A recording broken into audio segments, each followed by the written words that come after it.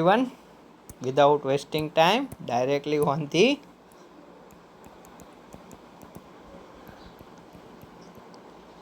hosting system. What do you understand by the hosting system? Power system I will complete once we understood the component of the hosting system, and then we move to the calculations, important calculations from this part. So what is the function of the hosting system? Used to lower and raise the equipment in और outward. ठीक है, equipment को up and down करना इसका main motive है. ठीक है, तो ये वाला जो स्ट्रक्चर है कुछ इस तरह से था, जो इसे हम क्या कहते हैं, ये क्या होता है, ये इस तरह से कुछ आपने देखा है क्या रास्ते पे कहीं पे, तो ये इसे कहते हैं डेरिक. अगर ये डाउन नहीं हो सकता तो इसे डेरिक कहेंगे, और ये स्ट्रक्चर जो खड़ा है वो डाउन हो सकता है तो उसे मास्ट कहेंगे. सिंपल लैंग्वेज में आपको बताऊँ, जो स्ट्रक्चर ट्रक पे माउंटेड होता है, ट्रक में आपने कई बोरहोल के लिए देखा होगा, वो मास्ट है, और ये परमानेंट स्ट्रक्चर है वो डेरिक है. ठीक है, ये ट्रक में कहीं मूव नहीं हो सकता. ठीक है, ये परमानेंटली यहाँ पे बनाया हुआ है. ठीक है, टावर जैसा, तो उसे हम डेरिक या मास्ट कहते हैं. चलो, ये सिंपल सी बात थी.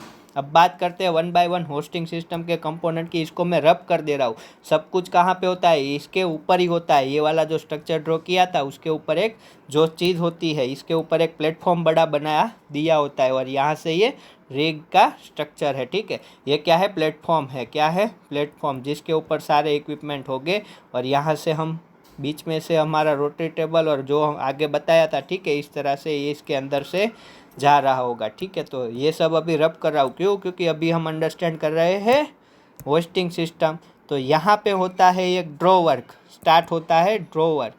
ड्रॉवर क्या होता है, ड्रॉवर के अंदर क्या होता है, एक ड्रम होता है. क्या होता है, एक ड्रम होता है, और उस ड्रम पे क्या होती है, जो हमारी ड्रिल लाइन है, ड्रिलिंग लाइन, वो वहाँ पे क्या होगी, वहाँ पे वाउंड हुई होती है. ठीक है, यानी कि यहाँ से ड्रिल लाइन जो निकलती थी वो कहीं ना कहीं पे तो होगी. यहाँ पे रील होती है. क्या होती है, रील, या फिर आप उसे ड्रम भी बोलो. वो क्या मुँह से बोलते हैं, ड्रम बोलते हैं टेक्निकल टर्म में. उसके ऊपर वाउंड होती है क्या, हमारी ड्रिल लाइन. ठीक है, तो यहाँ पे क्या होगा, यहाँ पे जो हमारा ड्रॉ वर्क है उसके अंदर क्या लगा होगा, ब्रेक और क्लच. जैसे हम बाइक चलाते हैं, ठीक है, उसी तरह यहाँ पे भी ब्रेक और क्लच लगी रहेगी.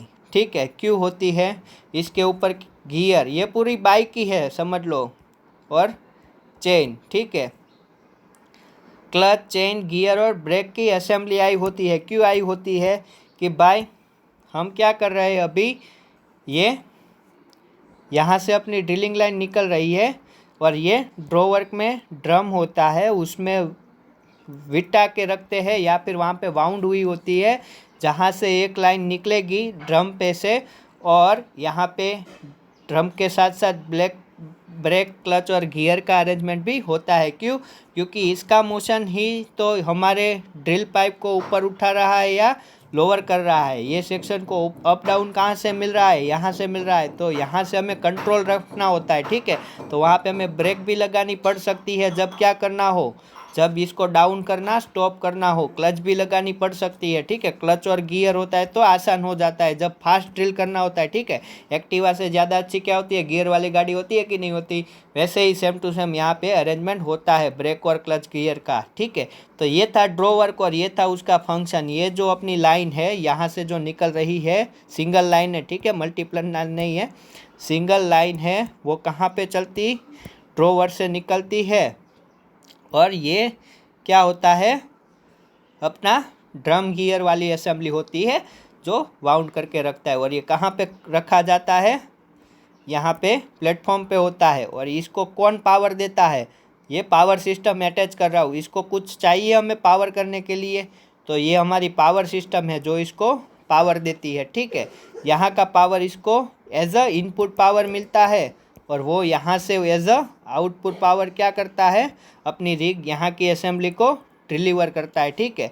अपने जो पावर दिया, जो इनपुट पावर दिया और यहाँ से जो निकला वो पावर आउटपुट है। तो ये यहाँ पे पावर देने के लिए इधर आईसी इंजन होगा या कुछ भी असेंबली हो सकती है, ठीक है। पावर देने के लिए जिस तरह से अवेलेबिलिटी होगी, तो वो इनपुट हुआ किसके लिए, ड्रॉवर के लिए। और यहाँ से जो निकल रहा है, हमें जो मिल रहा है, हमारी सिस्टम को जो मिल रहा है, वो हुआ आउटपुट पावर। तो आपने ड्रॉवर अच्छे से समझ लिया। अब बात करता हूँ यहाँ पे टॉप पे क्या होता है। ये टॉप में थोड़ा जूम करके बताता हूँ। यहाँ पे पुली होती है इस तरह से, ठीक है। ये अपनी लाइन आ रही है, ठीक है, ये पुली होती है। और ये कहाँ पे होती है, ये जो असेंबली होती है उसे ही हम कहते हैं क्राउन ब्लॉक, ठीक है। क्या बोलते हैं, crown block. Block on top have a sewer pulley on which drilling line mounted. इसके ऊपर ड्रिलिंग लाइन होती है। तो यहाँ पे पुली है, वैसे ही नीचे आपको आगे भी बोला था ट्रैवलिंग ब्लॉक होता है, ठीक है। ये क्या हो गया, ट्रैवलिंग ब्लॉक हुआ। क्या हुआ, ट्रैवलिंग ब्लॉक। तो यहाँ पे ये लाइन यहाँ पे आएगी, यहाँ पे माउंट हो जाएगी, यहाँ से निकलेगी, यहाँ पे माउंटेड हो जाएगी, यहाँ से निकलेगी, यहाँ पे माउंटेड हो जाएगी, और ये इस तरह से चली जाएगी। और ये दोनों ट्रैवलिंग ब्लॉक में से कनेक्टेड हो गए, ठीक है। और ट्रैवलिंग ब्लॉक के नीचे जो हुक होगा वो कुछ इस तरह से होगा, ठीक है। तो इस तरह से लाइन इस पे क्या होती है, बाउंड होती है। ये सिंगल लाइन इसमें से निकल के क्या हो जाएगी, सिंगल लाइन बन जाएगी, ठीक है। और थोड़ी बहुत ऊपर चली जाएगी। तो ये वाली लाइन कहाँ पे से निकल रही है, क्राउन ब्लॉक में से निकल रही है। देखो ये टॉप पे है और यहाँ पे इस तरह से पुली बाउंड होके निकल रही है। और ये यहाँ से लोअर कैसे करेगा, सिंगल लाइन पे करेगा, और यहाँ पे हुक के साथ वो कनेक्ट हो जाएगी। तो क्राउन ब्लॉक क्या होता है, टॉप दी स्ट्रक्चर होता है, उसे क्राउन ब्लॉक कहते हैं। और वो सीव और पुली उसमें आई होती है। ट्रैवलिंग ब्लॉक में क्या होता है, ट्रैवलिंग ब्लॉक में भी पुली होती है। बट आपको याद क्या रखना है, number of pulley in travelling block is equal to number of pulley in crown block -1। एक पुली कम होती है, एक सीव कम होती है, ठीक है। उसके बाद हुक आ जाता है, और हुक में क्या होता है, ये ऑलवेज ट्रू है, ठीक है, एक कम होगी, ठीक है। जो क्राउन ब्लॉक में पुली है उससे एक कम हो जाएगी, ठीक है। फिर हुक आएगा, यहाँ से हुक, ये सीव है उससे कनेक्टेड, ट्रैवलिंग ब्लॉक से कनेक्टेड होता है। हुक के साथ क्या लगी रहती है, स्विवेल। और फिर आप सिस्टम जानते हो, ठीक है। तो यहाँ तक की जो सिस्टम है, कहाँ तक की, हुक तक की, वो क्या होती है, अपनी होस्टिंग सिस्टम होती है। उसके बारे में हम भी बात कर रहे हैं। और नंबर ऑफ पुली एक कम होती है ट्रैवलिंग ब्लॉक की पुली से ट्रैवलिंग ब्लॉक में। अब हुक होता है, वो क्या करता है, बस वो स्विवेल को कनेक्ट कर देता है। अब अगर आपको बोल रहा है कि अब देखो ये वाली लाइन क्या है, जो हमारा यहाँ पे था, क्या था, ड्रॉवर था, ये ड्रॉवर था, पुली क्लच वाला सिस्टम, वहाँ से एक लाइन निकल रही थी। अब अभी देखो इसमें थोड़ा बहुत बचा है। ये यहाँ पे प्लेटफॉर्म पे, कहाँ पे, देखो इस फिगर में आ जाओ, ये यहाँ से यू निकल के यहाँ पे क्या होता है, एक एंकर होता है। एंकर यानी कि ये इस एंकर का यूज ही होता है कि किसी चीज़ को वो अपने साथ क्या करता है, बाउंड कर देता है, ठीक है। तो ये वाली लाइन होगी, इसे हम डेड लाइन कहते हैं, और ये वाली लाइन को हम फास्ट लाइन कहते हैं। ये टर्मिनोलॉजी आपको अंडरस्टैंड करनी है। फास्ट लाइन हम इसे लाइन को कहते हैं जो किसके बीच में हो, ड्रॉवर और क्राउन ब्लॉक के बीच में। और क्राउन ब्लॉक और एंकर के बीच में जो लाइन है उसे हम डेड लाइन कहते हैं। सिंपल है, ओके। तो इसे डेड लाइन कहते हैं। इसका मीनिंग कि ये फिक्स होगी, मोस्ट ऑफ द टाइम ये अपनी जगह पे स्टेबल रहती है। बट ये मूव भी तो करती है, ठीक है, वरना उसे लगाने का फ़ायदा क्या था। ये लाइन फास्ट लाइव है, ये ऑलवेज मूव करेगी। जैसे इसको लोअर करना है तो ये मूव करेगी, बट उस टाइम पे ये मूव नहीं करेगी। अब देखते हैं डेड लाइन कब मूव करती है। तो हमने बोला कि ये यहाँ से इस तरह से होती है। तो ये अपनी जो पुली है, ठीक है, ये पुली है, और उसके साथ जो अपना वायर रोप है उसके बीच में क्या लग रहा होगा, फ्रिक्शन भी तो होगा, ठीक है, फ्रिक्शन भी तो लग रहा होगा। ये 2-3 दिन की थोड़ी बात है, ये सालों साल की बात है, ड्रिलिंग हो रहा है भाई। तो ये जो फ्रिक्शन लग रहा है, तो ये वाली रोप क्या हो जाएगी, टाइम के चलते बेकार होने लगेगी। बेकार होने लगेगी तो हमें क्या करना होगा, उसे वहाँ से रिमूव करना होगा और ये ड्रम में जो ज़्यादा लाइन होगी उसको नई लाइन से रिप्लेस करना होगा। तो उसे रिप्लेस करना है तो हम क्या करेंगे, यहाँ पे क्या करेंगे, स्लीप असेंबली होती है। क्या होती है, स्लीप असेंबली। उसकी हेल्प से यहाँ से ये लाइन को पूरी खींच लेंगे और क्या करेंगे, यहाँ पे कटर लगा रहता है। क्या लगा रहता है, स्लिप एंड कट प्रोसेस होती है। यहाँ पे इसको स्लिप करेंगे और कटर से कट कर देंगे और नई जो लाइन आ रही है, यहाँ से जो नई लाइन आ रही है वो यहाँ पे पूरी जगह पे आ जाएगी और यहाँ पे फिर से एंकर्स के साथ उसको लॉक कर देंगे। तो डेड लाइन कब मूव करती है, जब इसको हमें रिप्लेस करना होता है। ठीक है, तो ये ऑपरेशन होता है। तो यहाँ पे एंकर होता है, उसकी इमेज आप गूगल पे देख लो। यहाँ पे स्लिप एंड कट होता है, वो तो सिंपल सी बात है भाई, कटर होगा कहीं किसी भी टाइप का। तो ये छोटी मोटी बातें हैं।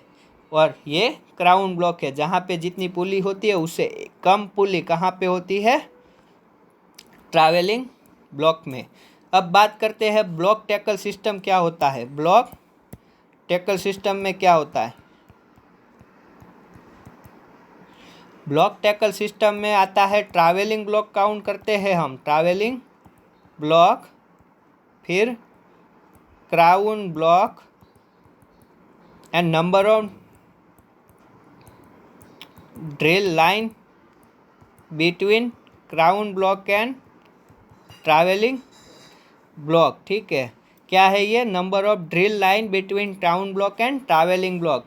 इसका मीनिंग क्या हुआ, ये देखो, ये 1 2 3 4, एन कितना होगा, 4 होगा। कितना होगा, 4 होगा। ये वाली नहीं काउंट होगी। First line block tackle system में काउंट होती है नहीं, डेड लाइन काउंट होती है नहीं, ओनली एंड ओनली ये दोनों के बीच में जितनी भी लाइन है। ठीक है, पुली ज़्यादा है तो ये लाइन, ठीक है, इस तरह से पुली है और ये जो सिस्टम है इसके बीच में जितनी भी लाइन होगी, ठीक है, इस तरह से 1 2 3 एंड 4, ये वाली तो डेड लाइन है और यहाँ पे फर्स्ट लाइन। तो क्या क्या काउंट होता है ये। तो अब आगे कहीं पे भी एन लेना हुआ, मैं बोल रहा हूँ 4, उसका मीनिंग क्या है, ये 4 ड्रिल लाइन है और ये फर्स्ट लाइन और डेड लाइन अलग से है। तो टोटल कितनी लाइन होगी, 6 लाइन होगी। बट हम ब्लॉक टैकल सिस्टम में या एन जब भी डिफाइन करते हैं तो उसमें ये दोनों की बीच की, ठीक है, ये वाली 1 2 3 एंड 4 ही काउंट करेंगे। ठीक है, तो ये था। आगे बात करते हैं एलिवेटर की। किसकी, एलिवेटर की। एलिवेटर क्या होता है,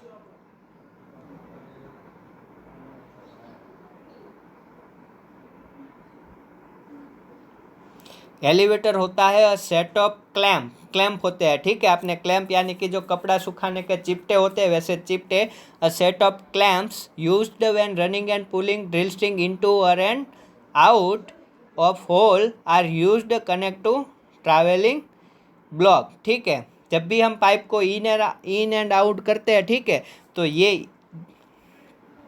अपनी जो पाइप है, यहाँ पे जो पाइप है अपनी, उसे हम इन एंड आउट करते हैं। तो यहाँ पे ट्रैवलिंग ब्लॉक्स पे एलिवेटर हम यूज़ करते हैं ताकि क्या हो, ये इजीली उड़ जाए। तो ये एलिवेटर क्या है, ये एक टाइप के क्या है, क्लैम्प्स है। क्या है, क्लैम्प्स है जो पाइप को इजीली स्लोली मूव करवाते हैं। ये सडनली डाउन हो गया तो स्नैबिंग होता था, आपको याद हो तो स्नबिंग होता था। ठीक है, और ये इमीडिएटली ऊपर उठ जाए तो सर्जिंग होता था यहाँ पे। ठीक है, इमीडिएटली ऊपर, चलो अच्छा हुआ, ये पाइप इमीडिएटली ऊपर उठ जाए तो क्या होती थी, स्वेबिंग होती थी। ठीक है, ट्रिप गैस आ जाता था। और इमीडिएटली डाउनवर्ड चला जाए तो क्या होता था, तो क्या होता था, सर्जिंग होता था। क्या होता था, सर्जिंग होता था। तो ये स्वेबिंग और सर्जिंग ना हो उसी के लिए हमें क्लैम्प चाहिए जो कंट्रोल्ड मैनर में पाइप को अप एंड डाउन करे। तो वो किसकी हेल्प से होता है, एलिवेटर की हेल्प से होता है। तो ये बेसिक सारा हमने डिस्कस कर लिया। फिर आपने कई बार देखा होगा, ठीक है, यहाँ पे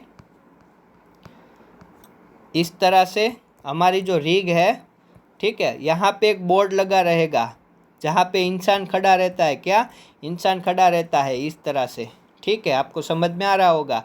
तो ये बेसिकली जो अपनी टोटल हाइट है, ये रिग की ये टोटल हाइट है, उसके 3/4 बॉटम से 3/4% ऑफ हाइट पे इंसान को खड़े रहने के लिए बोर्ड होता है, उसे हम कहते हैं मंकी बोर्ड। क्या कहते हैं? मंकी बोर्ड कहते हैं। तो ये इंसान यहाँ पे खड़ा है, वो क्या करेगा? यहाँ पे कनेक्शन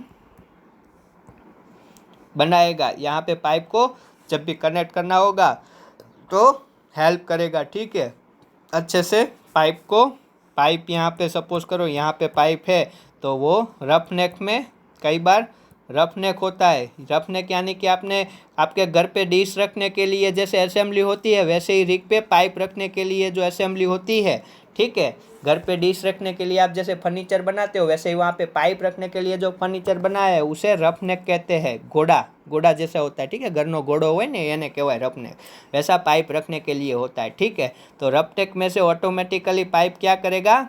मूव होगा, वहाँ पे वैसी सिस्टम बना के ही रखते हैं वो लोग। और यहाँ पे जो इंसान है वो कनेक्शन के टाइम में पाइप अच्छे से फिट हो जाए तो वो करेगा, ठीक है। आप इस पे यूट्यूब पे वीडियो देख सकते हो। तो ये हमारे लिए काम का क्या है अभी? मंकी बोर्ड, ठीक है। इसका फंक्शन क्या होता है? A stand to stand up for a man at 3/4 height of the rig from the bottom. Okay, simple सी चीज़ें आपको समझनी है वो। तो ये था थियरी वाला पोर्शन।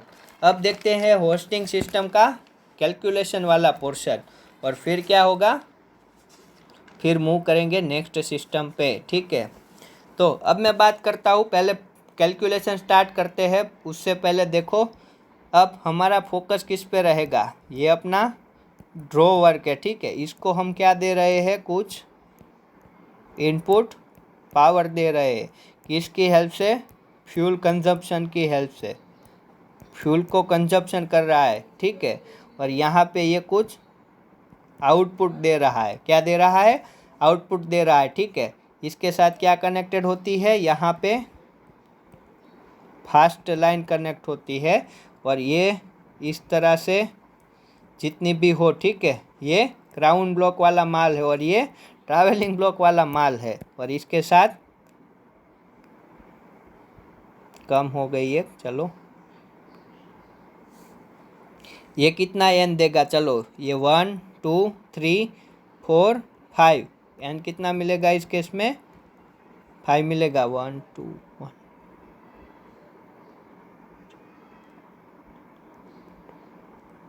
ये इस तरह से है कुछ 2 3 4 5 6 देगा, ठीक है। ये एन ऑलवेज क्या होगा? इवन नंबर होगा, ठीक है। अभी 6 है, पर वो मैं एन ही काउंट कर रहा हूँ, ठीक है। ये दोनों के बीच में कितनी ड्रिल स्ट्रिंग है? मैं बोल रहा हूँ एन जितनी। एन क्या है? Number of drill line between what? Between crown block and travelling block. और ये क्या हो गई? डेड लाइन, ठीक है। और यहाँ पे नीचे क्या आ जाएगा? अपना हुक आ जाएगा। क्या आ जाएगा? हुक आ जाएगा। और हुक के नीचे क्या होगा? अब देखो यहाँ पे क्या होगा? पूरा का पूरा केली, ड्रिल पाइप, सारी ड्रिल कॉलर, ठीक है। फिर क्या होता है? जो भी है drill collar, kelly, drill pipe, heavy wall drill pipe, bit, वो सबका वेट है, वो मैं बोल दे रहा हूँ डब्ल्यू। क्या बोल रहा हूँ? ये देखो डब्ल्यू है वो डाउनवर्ड जो वेट है, हुक पे कुछ लोड होगा, ठीक है। मैं बोल रहा हूँ यहाँ पे मेरा हुक है, ठीक है। तो इस पे यहाँ की सारी बॉटम की ये यहाँ से लेके ड्रिल बिट तक की सारी असेंबली का लोड वहाँ पे होगा, तो उसे मैं डब्ल्यू बोल रहा हूँ, ठीक है।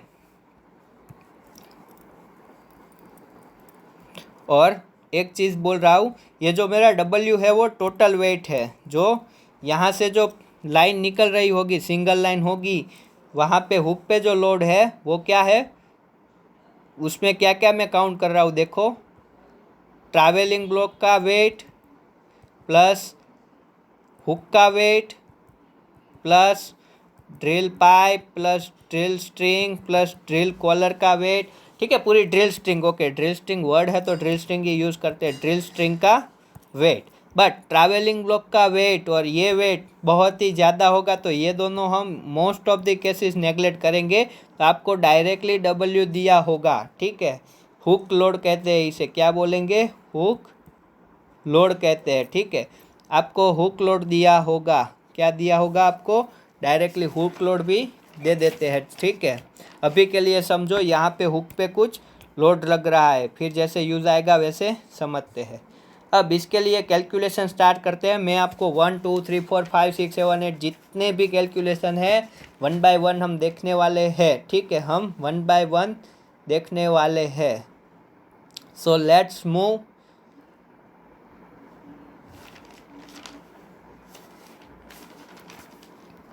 Without wasting time. तो फर्स्ट देखो, फर्स्ट मैं बोल रहा हूँ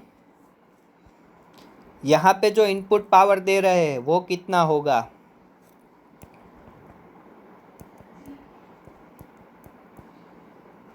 इनपुट पावर को मैं लिख रहा हूँ, इनपुट पावर ही लिखता हूँ, input power to drawer. Okay, input power to drawer कितना होगा। अब मैंने आपको क्या बताया, मैंने आपको बताया कि हम क्या यूज़ कर रहे हैं, फ्यूल यूज़ कर रहे हैं। तो फ्यूल के बर्न होने से उसमें से कुछ एनर्जी मिलेगी कि नहीं मिलेगी, यस मिलेगी।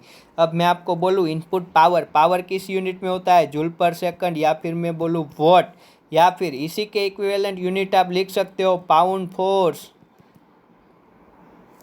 क्या, सॉरी, पाउंड फोर्स पर into feet divided by minute. ठीक है, जूल पर second, what, pound force into pound feet पर मिनट, और हॉर्स पावर, किसी भी यूनिट में आप लिख सकते हो पावर को। ठीक है, अब आगे बढ़ते हैं। इसकी वैल्यू क्या होगी, तो input power at draw work की वैल्यू मिलती है, कैसे काउंट करते हैं, mass flow rate into energy release, ये क्या है, एंथैल्पी ले लेते हैं। चलो एंथैल्पी वही होती है, एंथैल्पी क्या होती है, जूल पर केजी होती है। तो ये कहाँ पे है, केजी पर सेकंड पे है। तो फाइनल आंसर किस में मिल रहा है, जूल पर सेकंड में मिल रहा है। इसी को मैं अलग तरीके से लिखना चाहूँ, मास फ्लो रेट को क्या लिख सकते हैं, density into volumetric flow rate into enthalpy. ठीक है, तो ये क्या होगा, KG divided by metre cube, ये क्या होगा, metre cube divided by second. और ये तो अभी भी जूल पर केजी बोल रहा हूँ, होगा कि नहीं होगा, ऑब्वियसली होगा, होगा ना, यस होगा। अब एक चीज़ बताओ, जूल क्या होता है, न्यूटन इंटू मीटर होता है। ये क्या है, वर्क है, वर्क। ये क्या है, फोर्स इंटू डिस्प्लेसमेंट। तो ये भी वर्क और ये भी वर्क है कि नहीं। ठीक है, तो मैं बोल देता हूँ, ये था बेसिक एसआई यूनिट। आपको क्या दिया है वो आपको देखना है। ठीक है, आपको ये मास फ्लो रेट इंटू एंथैल्पी, एक जूल में से कितनी, एक केजी में से कितना जूल रिलीज हो रहा है और एक सेकंड में से कितना केजी रिलीज हो रहा है। तो ये केजी कट जाएगा और जूल पर सेकंड बचेगा, इसमें भी जूल पर सेकंड आ जाएगा। अब फील्ड यूनिट में आ जाते हैं। चलो फील्ड यूनिट में एम इंटू एच में बोल रहा हूँ। ठीक है, आपको ये दे के रखेगा पाउंड मास पर सेकंड। तो आपको क्या करना है, पहले आपको अब आंसर लिखना है इस यूनिट में, pound force into feet divided by minute, इसमें आपको जाना है। ये दे देता है BTU डिवाइडेड बाय पाउंड मास, क्या देगा, BTU डिवाइडेड बाय मिनट देगा। ठीक है, BTU डिवाइडेड बाय पाउंड मास देगा, सॉरी, BTU डिवाइडेड बाय क्या देगा, पाउंड मास देगा। अब BTU होता है वो किसके इक्विवेलेंट होता है, जूल के इक्विवेलेंट होता है। तो वहाँ पे आपको बोल दिया होगा 1 BTU is equal to 779 pound force into feet. इससे आप रिलेट करो, आपको अच्छे से समझ में आएगा। ठीक है, ये 7 है, ठीक है, 779, ये याद मत रखो, ये दे देगा। ठीक है, तो आप इसको कन्वर्ट कर सकते हो किस में, जो ये कन्वर्जन फैक्टर है उससे। ठीक है, तो मास इंटू एच, अभी के लिए अंडरस्टैंडिंग के लिए इस कांस्टेंट को मैं एक्स लिख रहा हूँ। तो आप उसे अगर एक्स से मल्टीप्लाई करते हो तो ये वैल्यू किस में आ जाएगी, पाउंड LBU को किस में आपने कन्वर्ट कर दिया, pound force due into feet divided by pound mass. ये किस में है, पाउंड मास पर सेकंड में है। ठीक है, अब ये अगर आपको डायरेक्टली किस में दे रहा है, ये डायरेक्टली दे रहा है पाउंड मास पर मिनट। तो कोई बात ही नहीं थी, तो डायरेक्टली ये यूनिट निकल के आ जाएगा। बट अभी मैंने क्या कंसीडर किया है, सेकंड कंसीडर किया है। तो आप क्या करोगे, आप करोगे कि ये इसको क्या करोगे, सेकंड को किस में कन्वर्ट करोगे, मिनट में। 1 सेकंड यानी कि इसको 60 से मल्टीप्लाई करो तो ये किस में आ जाएगा, पाउंड मास पर मिनट में आ जाएगा, आएगा पक्का आएगा, इंटू एच इंटू एक्स। तो ये हो जाएगा pound force feet divided by pound mass. तो ये पाउंड मास कर जाएगा। तो इसका जो आंसर आएगा, जो हमने ये ऑपरेशन से समझा, इसका आंसर आएगा क्या आएगा, pound force feet divided by minute. And always remember 1 horse power is equal to 33,000। ये कन्वर्जन याद रख लो, ठीक है, ये वाला तो याद रखना है, ठीक है। आपको पहले इस यूनिट में आंसर लाना है और फिर उसको हॉर्स पावर में इससे कन्वर्ट करना है, ठीक है। इसको क्या करोगे, डिवाइड करोगे 3300 से, तो ये अब आंसर देगा, वो पूरा का पूरा आंसर देगा वो हॉर्स पावर में देगा, ठीक है। अब कई बार क्या करेगा, ये पाउंड, इसको मैं ऐसे भी तो लिख सकता हूँ,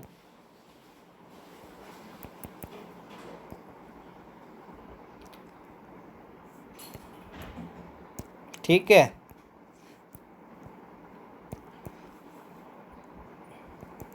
ऐसे, ठीक है।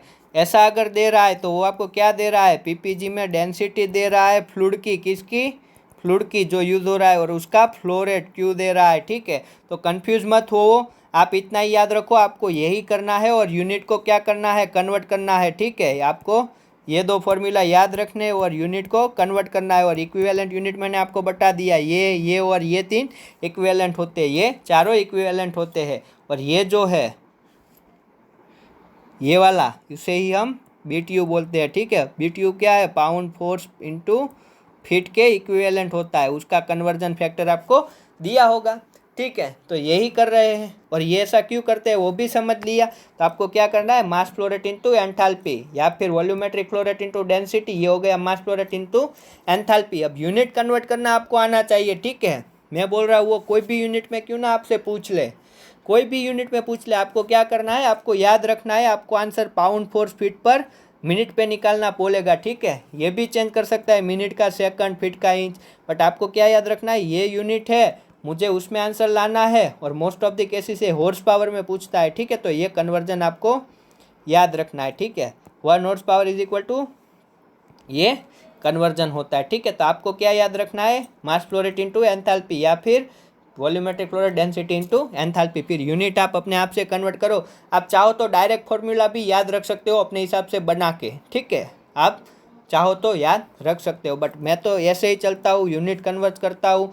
अगर वो एच, सपोज करो एच क्या दे रहा है, मैं बोल रहा हूँ एच दे रहा है BTU पर पाउंड मास पे, तो वो 1 BTU की वैल्यू बता देगा, ठीक है, ये दिया होगा, ठीक है। ये आपको नहीं याद रखना है भाई। फिर बोल रहा है क्यू की वैल्यू दे रहा है वो मुझे, क्यू की वैल्यू वो मुझे दे रहा है फीट क्यूब पर मिनट में दे रहा है, और फिर मुझे बोल रहा है कि जो फ्लूइड यूज़ किया उसकी डेंसिटी वो मुझे पीपीजी में दे रहा है। तो मैं क्या करूँगा, सिंपली आप ये आइडेंटिफाई करो, क्यू दिया है, रो दिया है, एच दिया है, बट एच किस में दिया है, BTU में दिया है। ये कन्वर्टर फैक्टर को मैं एक्स मान लूँ, ठीक है, 779, चलो यही ले लेते हैं। तो क्या करूँगा, एच इंटू 779, ये मिल गया पाउंड फोर्स फीट पर पाउंड मास। इसको किससे मल्टीप्लाई, पहले डेंसिटी से मल्टीप्लाई करता हूँ, फिर देखता हूँ क्या आता है। ये इस तरह से इतना आया, तो ये पाउंड मास कट गया, इंटू क्या करना है, फ्लो रेट करना है। फ्लो रेट किस में दिया है, फ्लो रेट पर मिनट पे दिया है, ठीक है। तो यहाँ पे फ्लो रेट कर दूंगा, फीट क्यूब और गैलन को आपको उड़ाना होगा, ठीक है। तो क्या होगा, देखो क्यू किया, रो किया, एच किया, 779 किया, और अभी फाइनल जो आंसर मिल रहा है वो मिल रहा है कुछ इस तरह से, ठीक है। अब मुझे क्या कैंसिल करना है, फीट क्यूब और गैलन कैंसिल करना है। तो मैं क्या करूँगा, मैं इसको इंच क्यूब में लेके गैलन में ले रहा हूँ, चलो। तो मैं इंच क्यूब में बोल रहा हूँ, ये 12 का क्यूब हो जाएगा, और ये 231 से गैलन में चला गया, तो ये गैलन कट जाएगा, और बचेगा वो आंसर आएगा, इतना आएगा, ठीक है। तो ये मेरा आंसर होगा, ठीक है। इनपुट पावर ही ये हो जाएगा, ठीक है। और इसको मैं अगर हॉर्स पावर में ले जाना चाहूँ तो ये तो सब किया ही मैंने, ठीक है। ये कन्वर्जन आपको खुद से सीखना है, ठीक है, वो मैं नहीं सिखाने वाला, और खुद से करोगे तो ही अच्छे से आएगा। तो उसे मैं ये अब जो आंसर मिलेगा वो हॉर्स पावर में मिलेगा। चाहो तो आप कैलकुलेट करके देख लो कोई भी क्वेश्चन। तो आप ये वैल्यू याद रख लो, इसका आंसर क्या आता है, और याद रख लो ये उस टाइम पे ये किस में लिया था, फीट क्यूब पर मिनट पे। पर हर बार क्या ऐसा ही देगा वो? नहीं, वो तो कुछ भी कर सकता है भाई। ये पीपीजी में लेना है और ये बीटीयू पर पाउंड मास में लेना है। तो ऐसे मत याद रखो, आप कन्वर्जन फैक्टर आपको कन्वर्ट करना आना चाहिए। तो ये था इनपुट पावर। आगे चलते हैं आउटपुट पावर पे। अब ये इनपुट पावर क्या था, ये इनपुट पावर क्या था, जो हमने यहाँ से इनपुट दिया वो वाला। अब आउटपुट पावर निकालते हैं। आउटपुट पावर हमें कितना मिलेगा भाई, हमें कितना मिलेगा, जो ये ड्रॉवर पावर, जितना ड्रॉवर काम कर पाएगा। तो आउटपुट पावर का फॉर्मूला देखते हैं। Output power from the drawer, या फिर ऐसा भी बोल सकता हूँ कि input power to fast line. Yes, यही पावर इनपुट पावर किसके लिए हो गया, फास्ट लाइन के लिए, ठीक है। तो अब आउटपुट पावर देखते हैं। Output power at drawer is equal to, simple सा फॉर्मूला है, आप देखना चाहो तो एफ इंटू वेलोसिटी। अब ये एफ क्या है और ये वेलोसिटी क्या है वो देख लेते हैं एक बार। तो ये वेलोसिटी होती है, वेलोसिटी को अगर मैं आरपीएम में लिखना चाहूँ तो कैसे लिखोगे, 2πr(n), क्या होगा 2πr(n), और उसमें भी 2πn को क्या कहते हैं, पर मिनट, यानी कि क्या कहते हैं हम उसे, W को क्या कहते हैं भाई, रिजोल्यूशन पर, आरपीएम क्या होता है, रिवोल्यूशन पर मिनट, और W को क्या कहते हैं, एंगुलर वेलोसिटी कहते हैं ना। 2πn क्या होता है, एंगुलर वेलोसिटी। वो कुछ भी दे, आपको क्या करना है, 2πn को क्या कहते हैं, एंगुलर वेलोसिटी। तो आपको ये याद रखना है। और ये एफ है उसे क्या कहते हैं, टॉर्क दिया है। तो टॉर्क क्या होता है, टॉर्क दे के रखा है, तो टाउ इज इक्वल टू क्या लिखते हैं, एफ इंटू आर। तो एफ क्या हो जाएगा, टाउ बाय आर। तो ये वैल्यू एफ और वी की वैल्यू आप रख दो वहाँ पे, तो ये निकल के आएगा टाउ इंटू एंगुलर वेलोसिटी, ठीक है। अब आर क्या है, क्या है आर, रेडियस और डिस्टेंस ड्रम का, किसका, ड्रम का। पी ये हमने आउटपुट पावर निकाला, एन है वो आरपीएम में, यानी कि जो अपना ये ड्रम है, ठीक है, ये अपना जो ड्रम है वो 1 मिनट में कितने राउंड ख़त्म करता है, वो क्या है, एन है, आरपीएम है, क्या है, एन है वो आरपीएम है, ठीक है। तो आपको क्या याद रखना है, एफ इंटू वी, और एफ इंटू आर होता है टाउ, और V is equal to R W भी लिख सकते हो, we is equal to 2πr(n). तो यहाँ पे और एक है 2πn।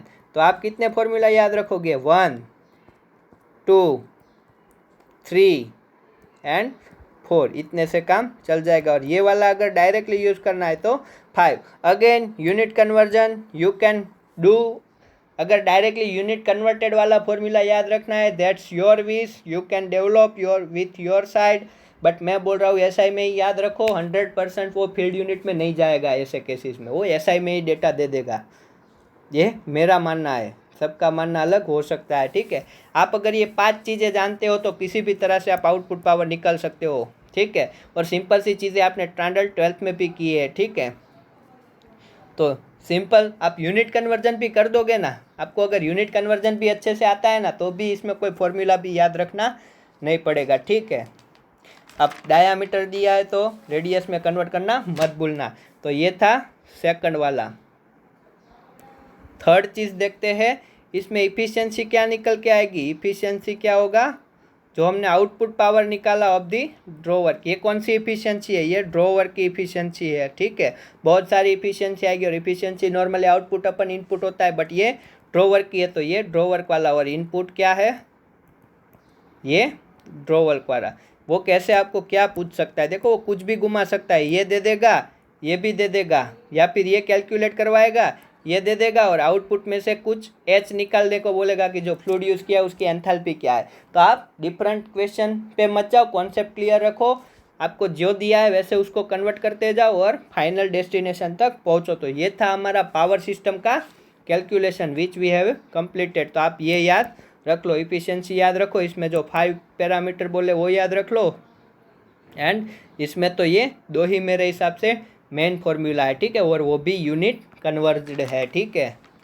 तो ये थी नॉर्मल बातें। अब आते हैं वेस्टिंग सिस्टम के कैलकुलेशन पे, ठीक है, जो आज का आई गेस लास्ट टॉपिक होगा, ठीक है। बाकी बातें पीने बाद। ओहो, चलो थोड़ा ब्रेक लेते हैं 2 मिनट का, आप भी फ्रेश हो जाओ, मेरी टी ठंडी हो चुकी है।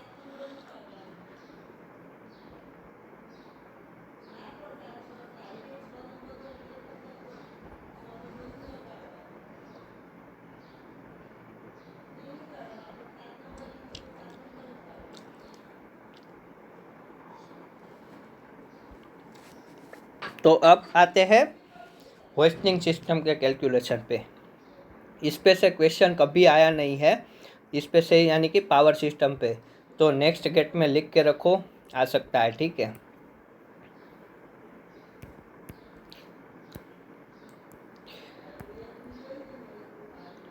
ये एरिया बढ़ा के भी कुछ नहीं होता।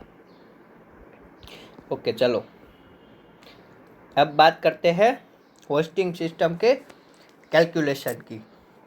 इसमें थोड़ा बहुत एचराबिया से है, थोड़ा बहुत मेरी ओर से है आपके लिए, और थोड़ा बहुत आपको खुद से तो कुछ नहीं करना है, चलो मैं ही करवा दूंगा सब।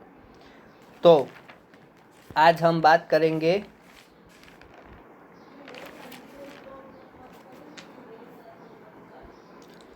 Hosting system.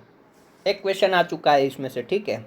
तो हमें अब क्या मिल चुका है, यहाँ पे जो ड्रॉवर से जो पावर फास्ट लाइन में डिलीवर होता है, यहाँ का आउटपुट पावर हमने निकाल लिया है। Out power of drawer is equal to क्या बोला मैंने, इनपुट पावर ऑफ दी, ये फास्ट लाइन को जो पावर मिल रहा है उसके इनपुट पावर जितना होगा। अब ये क्या हो रही है, यहाँ पे देखो, मैं थोड़ी जूम ड्रॉ करता हूँ ताकि अच्छे से समझ में आए। यहाँ पे सपोज करो मैं ज़्यादा नहीं ले रहा हूँ, कितनी भी हो सकती है। आप सोच रहे होगे कि भैया ऐसा क्यों किया, ठीक है, आप बोल रहे होगे, आपने सोचा होगा कि ऐसा क्यों किया भाई, ये सब नाटक क्यों है। ये एंकर है और ये डेडलाइन है, ठीक है, ये डेडलाइन है। और यहाँ पे सपोज करो मैं बोल रहा हूँ कि W जितना क्या है लोड लग रहा है। ये W क्या होता है, आप नॉर्मली देखो तो इसमें सब लोड आ जाते हैं, ठीक है। टोटल हुक लोड बोल रहा हूँ, total hook load in the sense कि जो हुक का लोड है वो भी आ गया, ट्रैवलिंग ब्लॉक का लोड है वो भी आ गया, नीचे जो पूरी असेंबली लगी हुई है, ठीक है, नीचे यहाँ पे जो भी असेंबली लगी हुई है, ठीक है, यहाँ पे कुछ असेंबली है, ये सरफेस आ चुकी है। सरफेस आने के बाद जो ड्रिल पाइप है, ड्रिल कॉलर है, हैवी वेट ड्रिल पाइप है, ठीक है, ये सब का वेट मिला के जो यहाँ पे हुक पे लग रहा है, हुक पे जो टोटल वेट लग रहा है वो क्या बोल रहा हूँ, W काउंट कर रहा हूँ।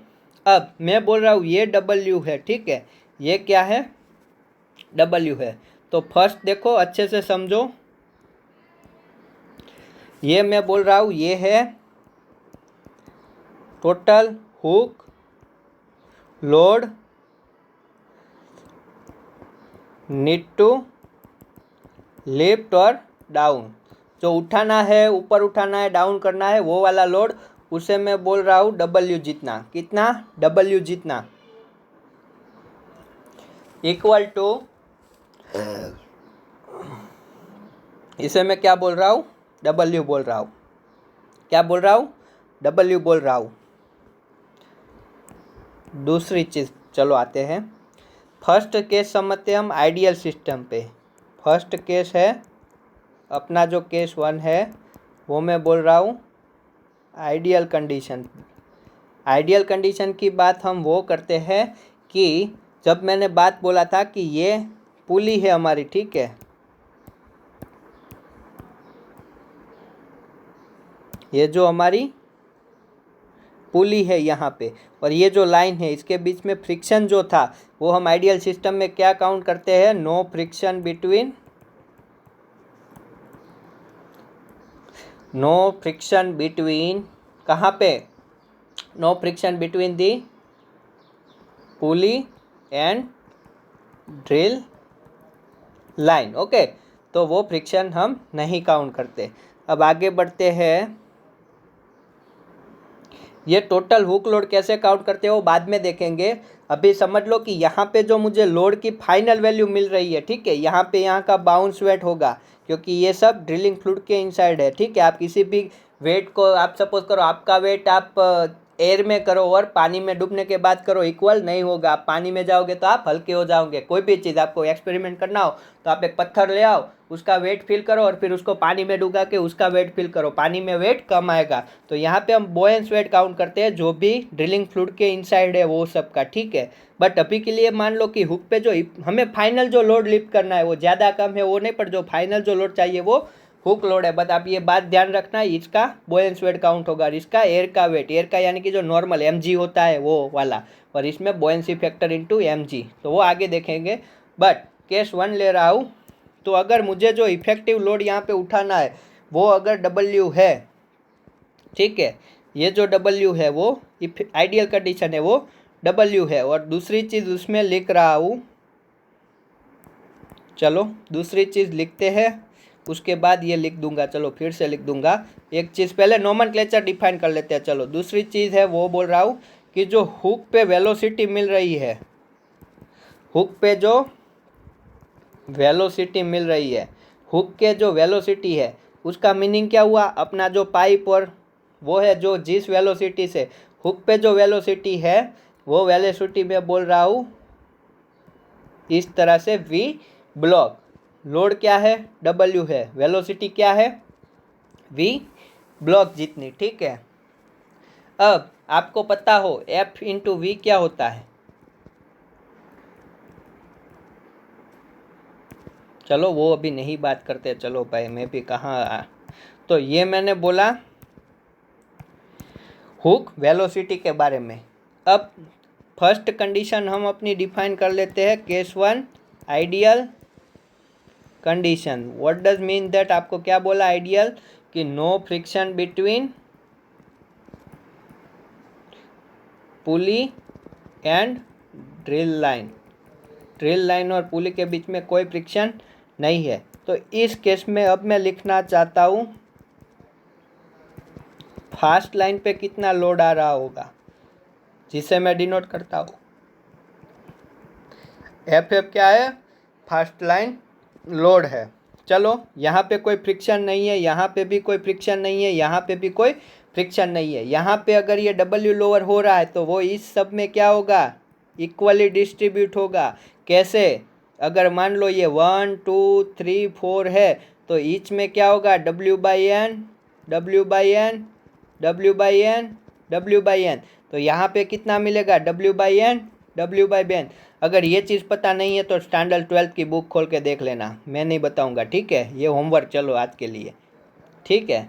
तभी तो भाई देखो यहाँ पे मुझे चाहिए 5000 और मुझे यहाँ से आउटपुट में कितना देना पड़ रहा है, 5000 divided by 4 in this case. यहाँ पे n क्यों लगाया, ये जितनी n होगी उतने में इक्वली डिस्ट्रीब्यूट होगा, ठीक है। W/4 plus W/4 plus W/4, 4 time W/4 W, तो ये यहाँ पे कितना देना होगा, ओनली एंड ओनली इतना देना होगा। तभी तो मैं इस तरह से पुली वाली सिस्टम यूज़ कर रहा हूँ, ब्लॉक टैकल वाली, ठीक है। क्यों यूज़ कर रहा हूँ, हमें देखो फास्ट लाइन पे लोड क्या करना पड़ रहा है, कम करना पड़ रहा है, ठीक है। कितना दे रहा है W/N, तो फास्ट लाइन का लोड क्या हो जाएगा W/N। दूसरी चीज़ फास्ट लाइन की वेलोसिटी देखते हैं, फास्ट लाइन पे क्या वेलोसिटी होगी, तो फास्ट लाइन पे वेलोसिटी क्या होने वाली है, velocity at the fast line क्या होगी, क्या होगी V ब्लॉक/N। भाई थोड़ा बहुत सोच तो लिया करो, क्या होगी, देखो V ब्लॉक/N नहीं होगी, ठीक है, V ब्लॉक/N नहीं होगी, V ब्लॉक इंटू N होगी। क्यों ऐसा हो रहा है, क्यों ऐसा हो रहा है वो समझते हैं। चलो ये सब मैं निकाल दे रहा हूँ, ठीक है। अब आप ये समझ चुके होंगे बहुत अच्छे से, ये भी समझ गए हैं, ठीक है। तो ये निकाल दे रहा हूँ, ठीक है। तो क्या होगी, यहाँ पे क्या हो रहा है, W जितना लोड है, अगर मैं यहाँ से यहाँ पे अगर मैं मान लो 4 फीट जितना रस्सी को निकाल रहा हूँ, ठीक है, क्या कर रहा हूँ, रस्सी को निकाल रहा हूँ, तो ये 1 फीट लोअर जाएगी, ये 1 फीट लोअर जाएगी, ये 1 फीट लोअर जाएगी, ये 1 फीट लोअर जाएगी, और ये नहीं जाएगी भाई, ये स्टेगमेंट है, क्या बोल रहे हो कुछ भी यार। और यहाँ पे कितना मिलेगा, ओनली एंड ओनली 1 फीट, ठीक है, प्रैक्टिकल सोचो। तो यहाँ पे वेलोसिटी क्या है, VB 1 फीट क्या है, 4 फीट, यानी कि N इंटू VB है कि नहीं है। चलो, तो ये हमने वेलोसिटी लिख दी। चलो आगे बढ़ते हैं स्लोली स्लोली, कोई जल्दी नहीं है, ठीक है, आज बहुत आराम से करेंगे, टाइम ही टाइम है अपने पास।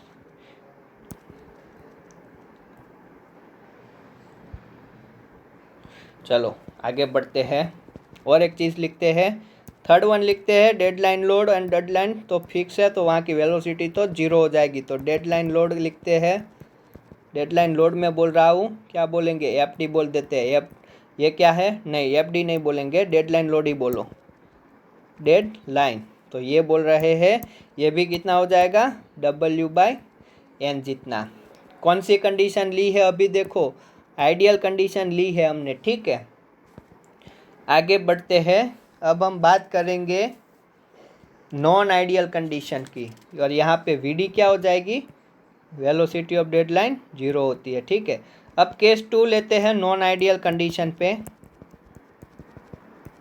ये रियल कंडीशन है या non ideal condition, friction count करते हैं, इसमें हम फ्रिक्शन काउंट करेंगे, ठीक है। तो देखो फर्स्ट चीज़ जो होगी वो क्या होगी, अब देखो फास्ट लाइन लोड लिखते हैं, आइडियल नहीं है उस कंडीशन में फास्ट लाइन लोड क्या मिलेगा, W/N चाहिए था जब फ्रिक्शन ना हो, क्या बोला, यहाँ पे कोई फ्रिक्शन नहीं है तो W/N चाहिए था, बट अब यहाँ पे फ्रिक्शन लग रहा है, हमें ये W, हमारा टारगेट क्या है, ये W, तो W जितना ही चाहिए, थोड़ा बहुत यहाँ लॉस्ट हो रहा है, तो विद आइडियल में मिल रहा था W/N, तो फ्रिक्शन के साथ क्या मिलना चाहिए, ग्रेटर देन W/N, ठीक है, क्या मिलना चाहिए, ये क्या मिलना चाहिए, ग्रेटर देन W/N। तो हम क्या करेंगे, उसको इफिशियंसी से डिवाइड करेंगे, ये ग्रेटर देन W/N होगा, क्यों, क्योंकि ये E क्या होती है, लेस देन 1 होती है। ये इफिशियंसी क्या है, ये कौन सी इफिशियंसी है, E क्या है यहाँ पे, E क्या है, efficiency of the friction, efficiency of the friction, efficiency of the friction, ठीक है। आगे भी एक इफिशियंसी देखी थी, ये और उसमें कोई रिलेशन नहीं है, ये इफिशियंसी ऑफ फ्रिक्शन है, ठीक है। क्या हो जाएगा, W/N जितना। अब जब हमने लोड बढ़ा लिया तो क्या ये वेलोसिटी पे भी इफेक्ट करेगा, नहीं, वेलोसिटी पे नहीं इफेक्ट करेगा, ठीक है। हमने लोड ज़्यादा दे दिया, ठीक है, हम लोड ज़्यादा ना देना चाहे तो वो वेलोसिटी पे इफेक्ट करेगा, बट अब लोड ही ज़्यादा दे दिया तो वेलोसिटी पे इफेक्ट नहीं करेगा। अगर ये W/N जितना ही रखो तो फिर वेलोसिटी पे इफेक्ट आ जाएगा। तो आप एक में इफेक्ट काउंट की और वो हम इसमें काउंट करते हैं एज पर दी स्टैंडर्ड बुक्स। तो ये क्या है, इफिशियंसी ऑफ द फ्रिक्शन। अब देखो इसको इफिशियंसी को निकालने का भी एक फॉर्मूला होता है, आपको बुक में दिया होगा के टाइप में, ठीक है, कुछ K इंटू लिखा होगा, आप वो मत रटो, ठीक है, ये आपको डायरेक्टली दे देगा, ये दे देगा। या फिर आप याद रख सकते हो, N की वैल्यू होती है जब 6, 8, 10, 12 और 16, 10 पे ये देती है 0.81, जैसे जैसे N बढ़ेगा इफिशियंसी, जैसे जैसे N बढ़ेगा इफिशियंसी कम होगी, ठीक है, क्या होगी, कम होगी।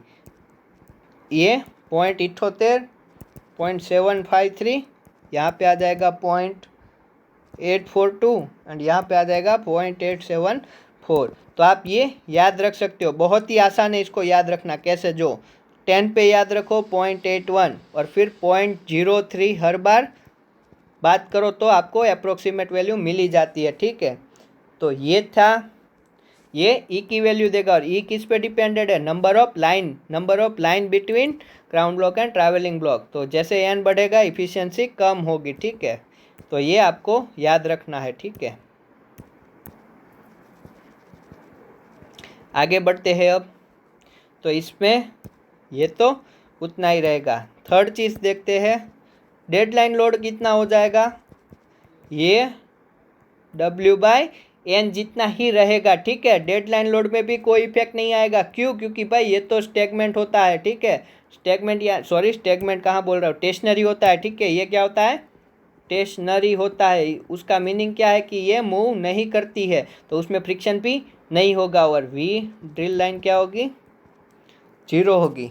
होगी कि नहीं होगी, होगी, ठीक है। तो ये थी बातें इसके कैलकुलेशन की।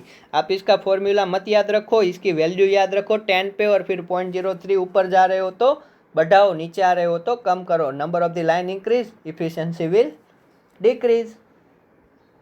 तो अब हम बात करते हैं,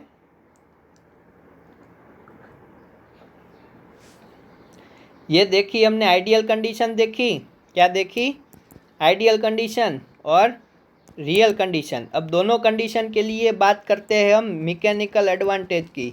किसकी, मैकेनिकल एडवांटेज। इसका मीनिंग क्या है वो समझो। मैकेनिकल एडवांटेज का मीनिंग होता है कि आप बोल रहे हो कि यहाँ पे मुझे लोड W, यानी कि मैंने बोला मुझे मिल रहा है 5000 जितना, बट 5000 जितना लोड जनरेट करने के लिए मुझे कितना लग रहा है, इसके n टाइम जितना लेस लगाना पड़ रहा है, ठीक है। यहाँ पे जितना लोड लगाओ उससे n टाइम ज़्यादा मिल रहा है ना मुझे। यहाँ पे मुझे कितना है, अगर 4 है तो यहाँ पे डिवाइडेड बाय 4 लगाना है, ठीक है। कितना लगाना है, डिवाइडेड बाय 4।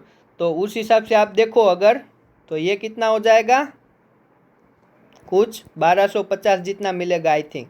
तो कितना गुना मिल रहा है एडवांटेज, 4 गुना, यानी कि नंबर ऑफ दी लाइंस जितनी प्रेजेंट है उतने टाइम का मैकेनिकल एडवांटेज मिल रहा है। कब, जब रियल आइडियल कंडीशन हो। तो mechanical advantage in ideal condition क्या होगा, तो क्या होगा, इसकी डेफिनेशन अगर आप देना चाहो तो ये हो जाएगा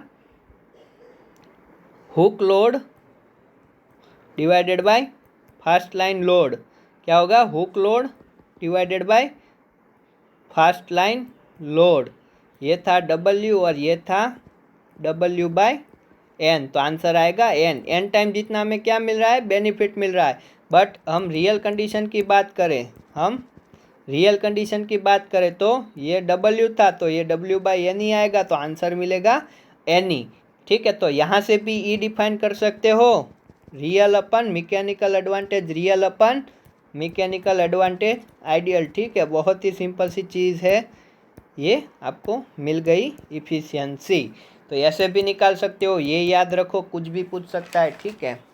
तो ये सारी बातें थी जो हमने देखी। अब इसमें कुछ और बचा हो तो आप मुझे बता दो, मुझे नहीं लग रहा है कुछ इसमें बचा है, ठीक है।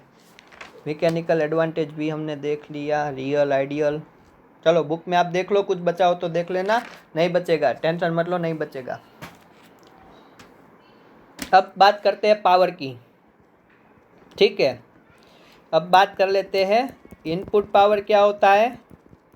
Input power for fast line पे जो पावर था, output power of the draw work, output power of the draw work हमारे लिए किया है, input power of the fast line है, तो वो कितना लेंगे, fast line load into velocity of the fast line. Force into velocity power देता है, ठीक है, याद रखो। आगे बात करते हैं आउटपुट पावर की। आउटपुट पावर क्या होता है, W इंटू वहाँ पे ब्लॉक का होगा, ठीक है। ये वाला आउटपुट पावर है, ये वाला इनपुट पावर है। और आपको और एक चीज़ पता है, इफिशिएंसी क्या होता है, आउटपुट पावर अपन इनपुट पावर। और यहाँ से भी अगर आप इफिशिएंसी निकालो तो आपको ये ऐसे ही लिखा है, ठीक है।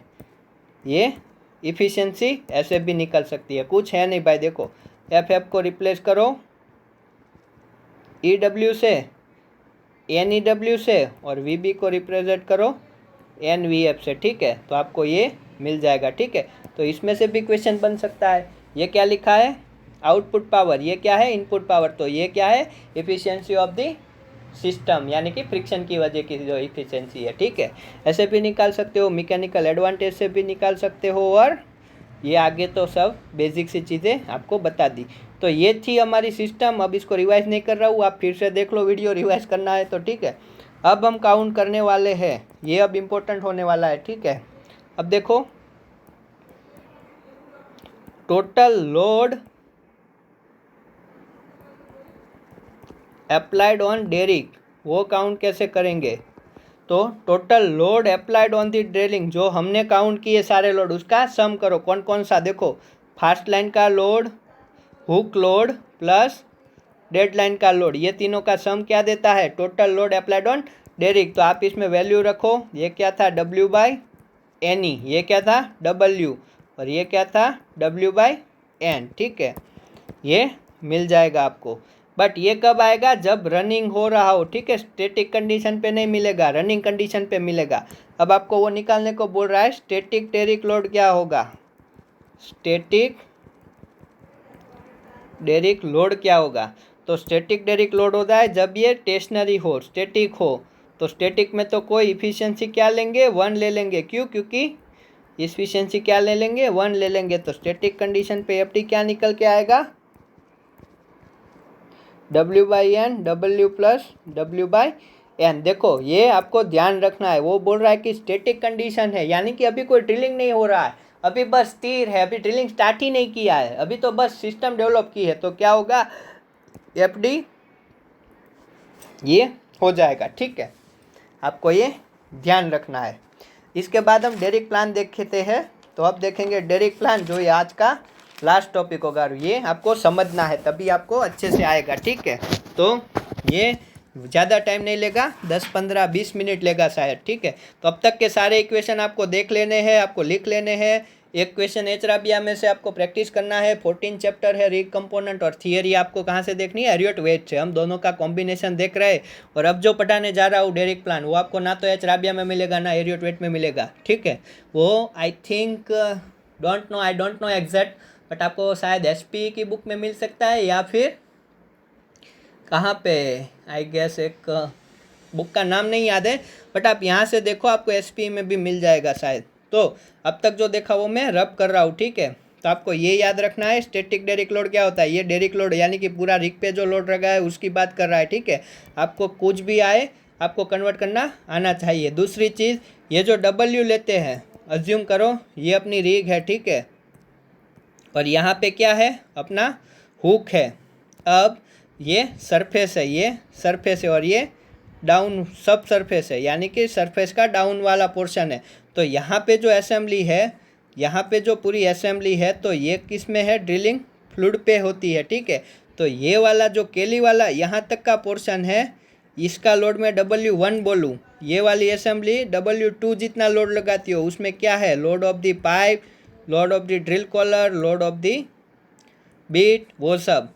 तो ये W1 तो एयर में है, डायरेक्टली यूज़ कर सकते हैं, पर ये जो ड्रिलिंग फ्लूइड के इनसाइड है जो असेंबली, उसके लिए आपको क्या करना होगा? तो W जो हमारा है वो क्या हो जाएगा? W1। ये किसके लिए? एयर में जो कंपोनेंट है, कहाँ पे? एयर में। जैसे कि हुक लोड हुआ, हुक हुआ, केली हुई, ठीक है, ये सब सरफेस पे होते हैं, तो वो कंपोनेंट आएंगे। प्लस क्या करना होगा? बोयेंसी फैक्टर इंटू W2 लेना होगा। ये चीज़ अभी भी ध्यान रखो, कभी भी ऐसा भी पूछ सकता है, ठीक है। क्यों? क्योंकि ये बोयेंसी फैक्टर हम निकालना देखते हैं, बट ये क्या है?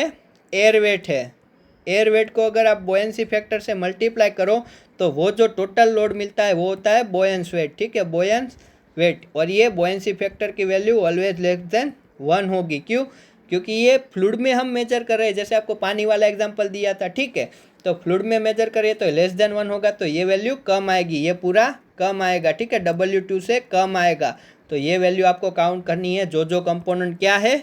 डाउनवर्ड है। बट आपको जो क्वेश्चन हमने किए, हमने जो अभी जो सब देखा, उसमें डायरेक्टली आपको हुक पे कितना फाइनल W चाहिए वो दे देगा, यानी कि ये वैल्यू ही डायरेक्टली देगा। तो ये सब करना नहीं है, बट वो क्वेश्चन को मॉडिफाइड कर रहा है और इसका यूज़ आ रहा है। तो अभी से बोल देता हूँ, आपको इसके बिलो क्या करना है? बोयेंस लोड यूज़ करना है, जो भी सब सरफेस के बिलो इक्विपमेंट दिए।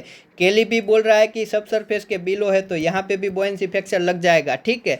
और अगर ओनली हुक तो सरफेस पे ही होगा, तो हुक तो ऊपर ही आएगा, ठीक है। तो हुक के साथ बोयेंसी फैक्टर मत गिनो। बोयेंसी फैक्टर कैलकुलेट करने का फॉर्मूला होता है रो ऑफ दी ऑब्जेक्ट यानी कि कैली का रो या फिर पाइप का रो, ड्रिल कॉलर का rho minus rho of the fluid क्या हो जाएगा। ऐसे मत याद रखो, आप ऐसे याद रखो, buoyancy factor is equal to 62.4 minus rho of the fluid divided by 64.2, sorry याद रखना 64.2 या 65 भी ले लो तो भी चलेगा, ठीक है। 64.2 ये आपको रखनी है पीपीजी में, sorry again sorry, okay PPG में रखनी है, सॉरी ये पीपीजी में आपको रखनी है, ठीक है। ये मैंने क्या लिखा है, जो आगे मैं बोल रहा था वही लिखा है, ये लिखा है रो ऑफ द स्टील, क्योंकि हमारी पाइपें किससे बनी होती है, स्टील से, minus rho of the fluid divided by rho of the fluid होता है, ठीक है। तो ये फॉर्मूला मैंने यहाँ पे स्टील की डेंसिटी लिख के दे दी आपको, तो फ्लूइड की डेंसिटी पीपीजी में लेनी है, स्टील की डेंसिटी है पीपीजी में, वो नहीं देगा, वो याद रखो। और ये बुओयेंसी फोर्स फैक्टर है, ठीक है। आप ये डायरेक्टली दे देता है तो कोई इश्यू है ही नहीं, तो ऐसे बुओयेंसी फैक्टर काउंट करते हैं। तो ये चीज़ सी सिंपल सी, आपको जो भी चीज़ें यहाँ पे डाउन पे जो फ्लूइड के अंदर है उसका बुओयेंस वेट लेना है, तो उसको बुओयेंस फैक्टर से मल्टीप्लाई करना है, और जो सरफेस पे है उसके लिए आपको उससे मल्टीप्लाई नहीं करना है, ठीक है। आगे जाके इसका यूज़ देखेंगे डिज़ाइन में, बट अभी के लिए चलो आगे बढ़ते हैं। अब बात करते हैं डेरिक प्लान की।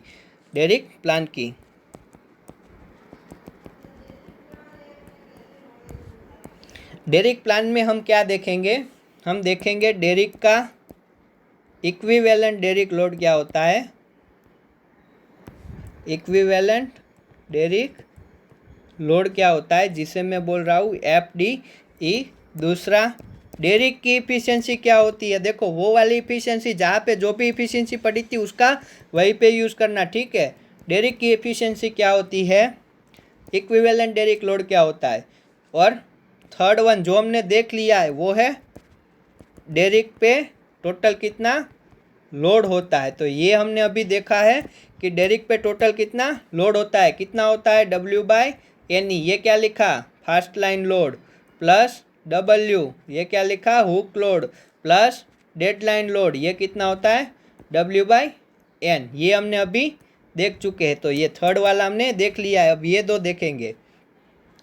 डेरिक का टोटल लोड जो हमें मिल रहा है वो इतना है, यानी कि हमें डेरिक डिज़ाइन करना है तो क्या करना होगा, ऐसा डेरिक डिज़ाइन करना होगा जो इतना लोड क्या कर सके, सहन कर सके। अब इफ़िशियंसी की बात करूँ तो ये कुछ नहीं है, इफ़िशियंसी क्या होती है, efficiency of the derrick is equal to, ये जो डेरिक लोड हमने काउंट किया है, क्या ये क्या था, डेरिक लोड जो हमने काउंट किया है वो वाला, डिवाइडेड बाय जो हम अभी काउंट करेंगे equivalent derrick load, equivalent derrick load जो हम काउंट करेंगे डिफरेंट कंडीशन पे। और ये ईडी अगर मैं फॉर्मूला अपना लिख दूँ तो ये कुछ इस तरह से मिल रहा है। और अभी ये क्या होता है वो मैं अब बता देता हूँ। मैक्सिमम लोड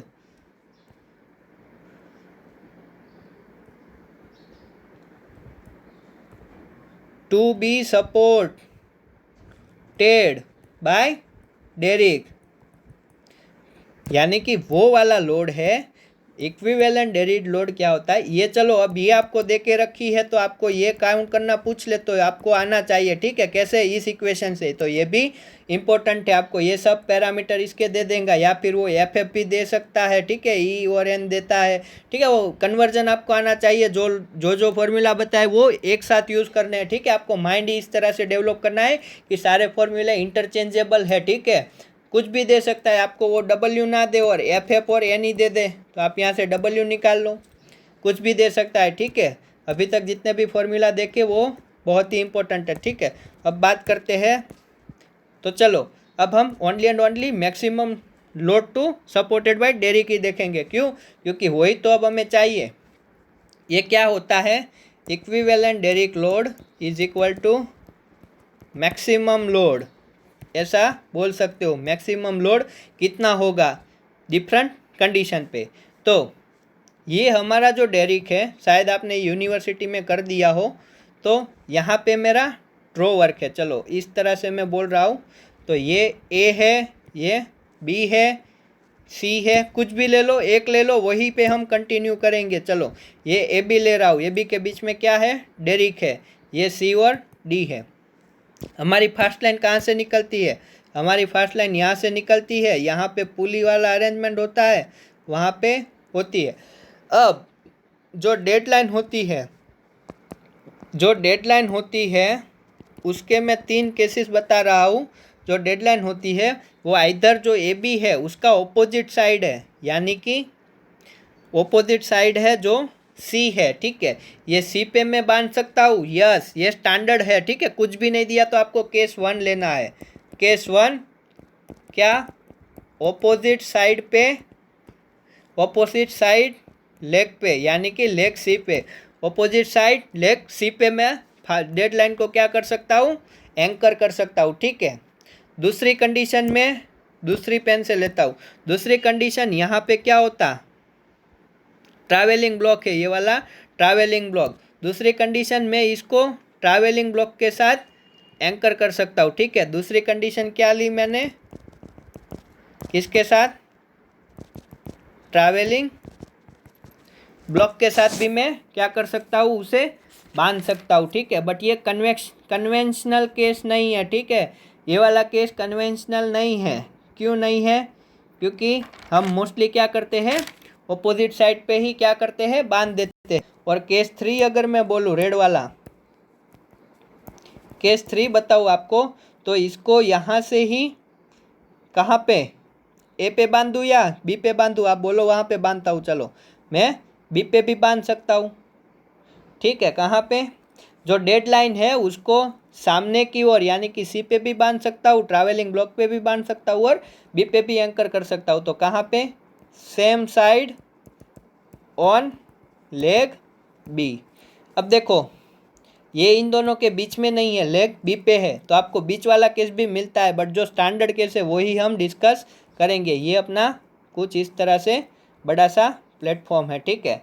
तो ये 3 केस हम डिस्कस करने वाले हैं और देखेंगे कि इंडिविजुअल लेग पे कितना लोड आता है। क्या देखेंगे, इंडिविजुअल लेग पे कितना लोड आता है वो। तो आपको ये पहला केस डिस्कस करते हैं अभी।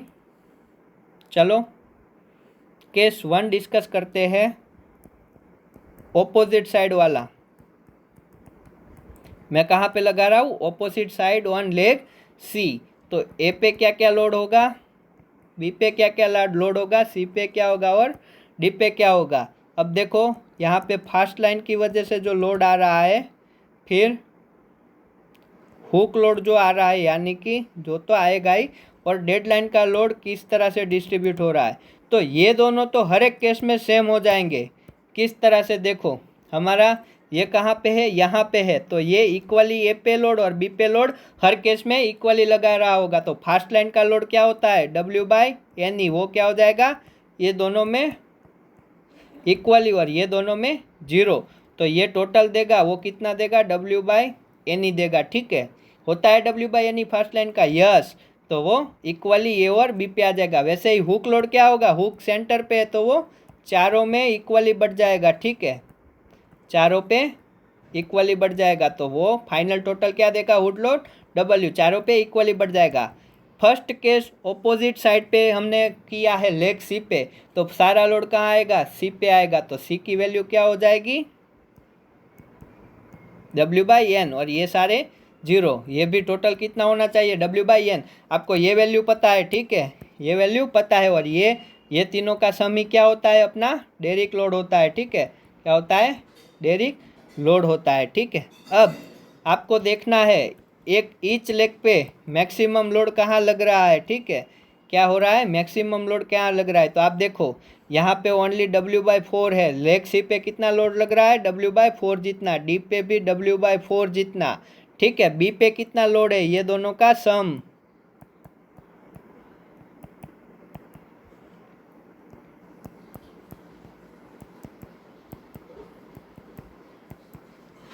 कुछ हो रहा है इस तरह से,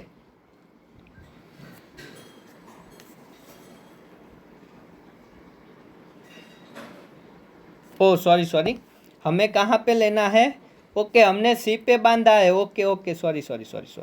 तो ये यहाँ पे क्यों है भाई, ये यहाँ पे नहीं आएगा, ये कहाँ पे आएगा, यहाँ पे आ जाएगा। ठीक है, सी पे है ना भाई, ये डेडलाइन देखो, सॉरी ये सी पे है, अभी फर्स्ट केस क्या लिया है, सी पे, तो डेडलाइन का लोड कहाँ पे आएगा, यहाँ पे आएगा। ओके, तो ये हो जाएगा W/4 प्लस W/NE, ये क्या हो जाएगा, W/4 प्लस W/N। ठीक है, कितना होगा, NE नहीं होगा, N होगा। तो ये सम हो गया। सी पे कितना लोड है, इतना है, डी पे कितना है, इतना है, बी पे कितना है, इतना है, और ये 0 है, तो यहाँ पे कितना होगा, 2NE प्लस W/4।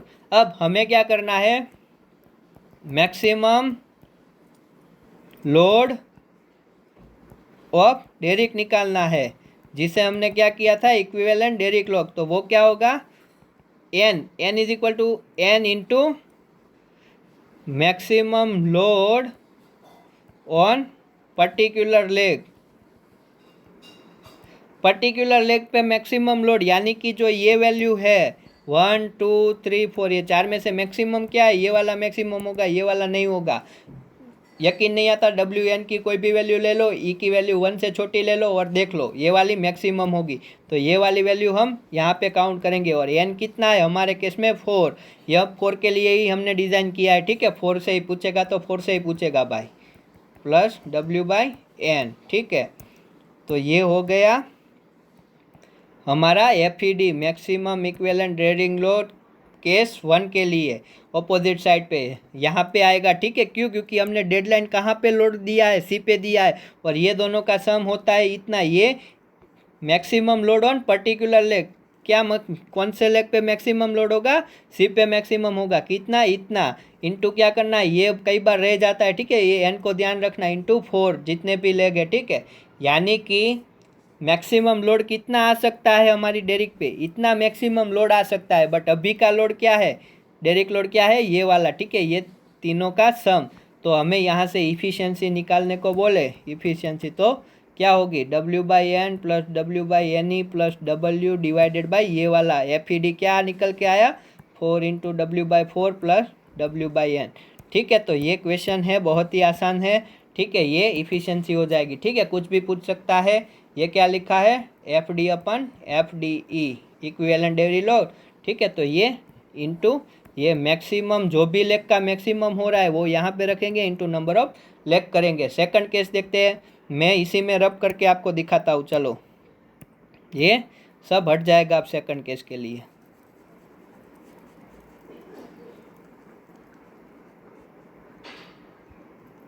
ये दोनों तो सेम रहेंगे। केस 2 देखते हैं, चलो कहाँ पे देखते हैं, केस 2 ऑन ट्रैवलिंग ब्लॉक। कहाँ पे, ट्रैवलिंग ब्लॉक वाले केस में क्या होगा, डेडलाइन लोड क्या होगा, सब में इक्वली डिस्ट्रीब्यूट होगा वो भी। ठीक है, तो ये सब में इक्वली डिस्ट्रीब्यूट हो गया, सॉरी W/4 नहीं है, W/N है। ठीक है, W/N, W/4N, W/4N, W/4N, W/4N जितना, तो फाइनल वैल्यू W/N, जो डेडलाइन का वो W/N होता है, वो सारे में इक्वली डिस्ट्रीब्यूट होगा इस केस में। तो मैक्सिमम वैल्यू क्या देगा, ये वाला मैक्सिमम देगा। ये लो, ए पे क्या होगा, मैक्सिमम होगा, कितना होगा,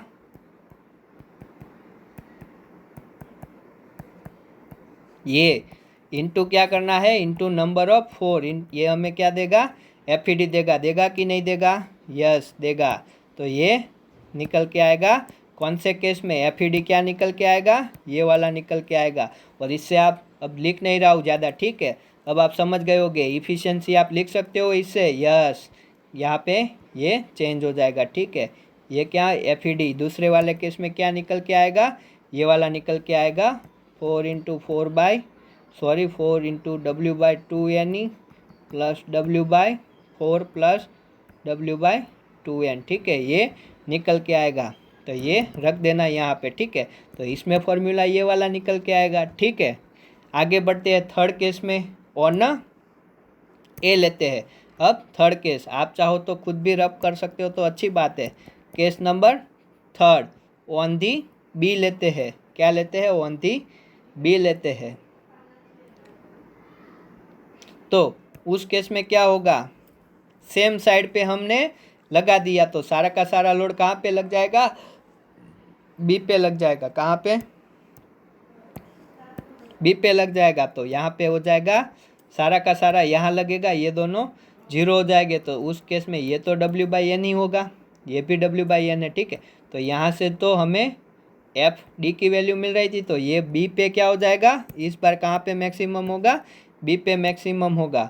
कितना होगा मैक्सिमम, तो मैक्सिमम जो लोड हो रहा है W/2NE plus W/4 plus W/N, कौन से लेग पे, बी पे, इंटू 4। तो ये निकल के आएगा इक्विवेलेंट डेरिक लोड, ठीक है।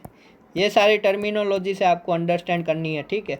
और वो वैल्यू आप कहाँ पे रख दोगे, ये वाली वैल्यू उठा के यहाँ पे रख दोगे, ठीक है। तो क्या चेंज हो रहा है, ये 2 हट के जा रहा है, ठीक है। तो ये हो गया, ठीक है। तो ये मिल गया थर्ड केस के लिए, ये मिल गया थर्ड केस के लिए। तो तीनों के लिए मैंने आपको क्या बोला, एफ डी निकालना, एफ डी इक्विवेलेंट निकालना और वहाँ से इफ़िशियंसी काउंट करना। तो ये 3 केस थे हमारे इम्पोर्टेंट। अब बॉयलेंस-पोर्ट की बात मैंने आपको बता दी, ठीक है। आपको ये आना चाहिए, ठीक है, कुछ भी पूछ सकता है। और एक चीज़ सीखो, इसको कैलकुलेट करने के लिए आपको W की वैल्यू नहीं चाहिए, ठीक है। क्वेश्चन देख के मत, यहाँ पे W देखो हर जगह कट रहा है, ठीक है। आपको N एंड E की वैल्यू चाहिए। तो ये क्वेश्चन आ रहा है तो आपको W ना भी दे, याद रखो, W ना भी दे तो आप इंडिविजुअल कैलकुलेशन करने मत बैठ जाना। तो ये था equivalent derrick load and efficiency. Revise करना है तो फिर से देख लो, तीनों केस के लिए हमने क्या किया, प्रूव किया।